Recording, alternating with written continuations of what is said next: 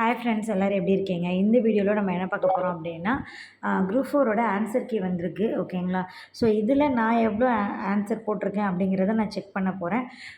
அதை தான் இந்த வீடியோவில் ஷேர் பண்ண போகிறேன். அதோட சில முக்கியமான இன்ஃபர்மேஷன்ஸ்லாம் நான் உங்கள் கூட ஷேர் பண்ணிக்க போகிறேன். ஓகேங்களா? ஃபர்ஸ்ட் ஆஃப் ஆல் யாரெல்லாம் வந்து குரூப் 2 அப்ளை பண்ண போகிறீங்க அப்படிங்கிறத கண்டிப்பாக கமெண்ட் செக்ஷனில் சொல்லுங்கள். பிகாஸ் நான் ஆல்ரெடி போட்ட வீடியோவில் பார்த்தீங்க அப்படின்னா, நிறைய பேர் வந்து எனக்கு நல்லா மோட்டிவேட் பண்ணாங்க. உண்மையிலேயே ரொம்ப நல்லா இருந்துச்சு அதை கேட்குறதுக்கு.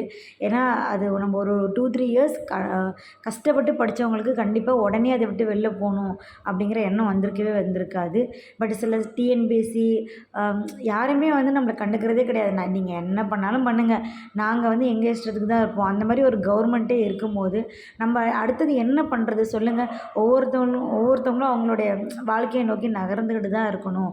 அப்படிங்கிற பட்சத்தில் தான் நான் அந்த ஒரு முடிவை எடுத்தேன் ஃபினான்ஷியலாக. பட் உள்ளுக்குள்ளே பார்த்தீங்க அப்படின்னா எனக்கு அவ்வளோ கஷ்டம் இருக்குது. நான் டெய்லி வேலைக்கு போகும்போது எனக்கு மனசுக்குள்ளே நம்ம இதெல்லாம் படித்தோம், இதெல்லாம் படிக்கும். இப்போ கூட மனசில் குரூப் 2 அப்ளை பண்ணுவோமா வேணாமா, ட்ரை பண்ணி பார்ப்போம், ஏன் நம்ம ட்ரை பண்ணக்கூடாது? ஏன்னா நம்ம நிறைய படிச்சிருக்கோம். இப்போ படிக்காமல் ஸ்டார்ட் பண்ணிவிட்டு நான் சும்மா ஓரலாக படிச்சுட்டு போனேன், இனிமேல் எனக்கு வேணாம், செட் ஆகாது அப்படிங்கிறது வேறு.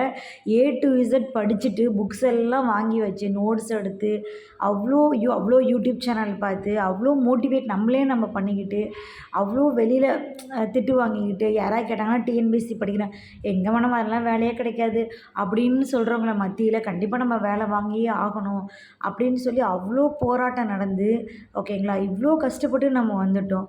ஏன் இதுக்கப்புறமும் நம்மளால் படிக்க முடியாது அப்படின்னு எனக்கு அந்த வண்டி ஓட்டிகிட்டு இருக்கும்போது என் தாட் எனக்குள்ளே அது இருந்துக்கிட்டே இருக்குது அதிகமாக. ஸோ அதனால் வந்து எனக்கு என்ன பண்ணுறது உண்மையிலே தெரியல. என் ஹஸ்பண்ட்ட சொன்னேன், இந்த மாதிரிங்க அது கஷ்டமாக இருக்குது, என்னால் அதுலேருந்து விடவும் முடியல.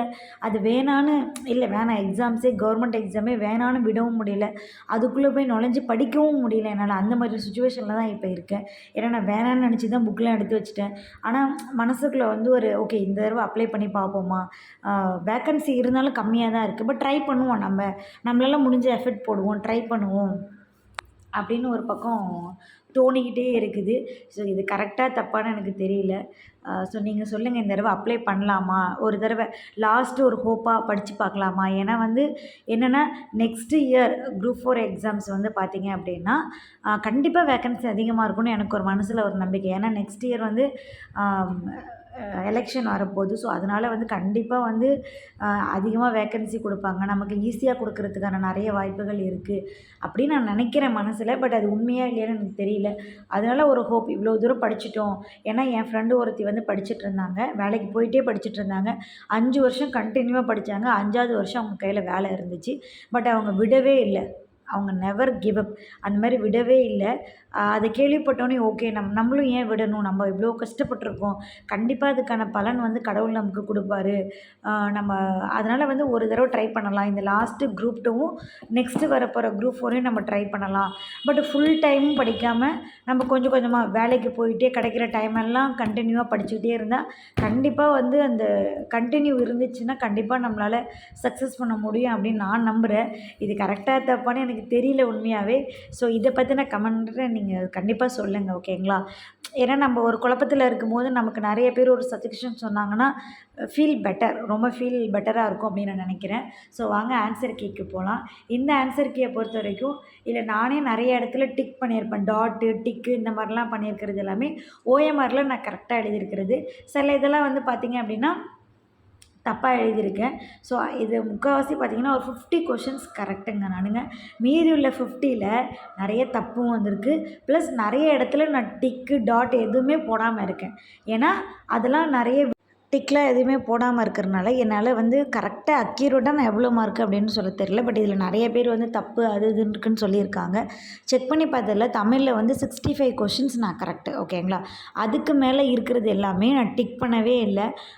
டிக் பண்ணாத இருக்கிறதுனால எனக்கு இதெல்லாம் கரெக்டாக தப்பான்னு என்னால் ஐடென்டிஃபை பண்ண தெரியல, ஓகேங்களா? பட் தமிழை பொறுத்த வரைக்கும் 100 கொஷினில் 65 கொஷின் நான் கரெக்டாக எழுதியிருக்கேன். இதெல்லாம் உங்களுக்கு காட்டுறேன் பாருங்களேன். சில இதுக்கு வந்து நான் ரொம்ப டைம் எடுத்துக்கிட்டு போட்ட கொஷின்ஸ் எல்லாமே உண்மையாகவே இப்போ இல்லை டிக் போட்டிருக்க எல்லாமே நானும் அதில் டிக் போட்டிருப்பேன்.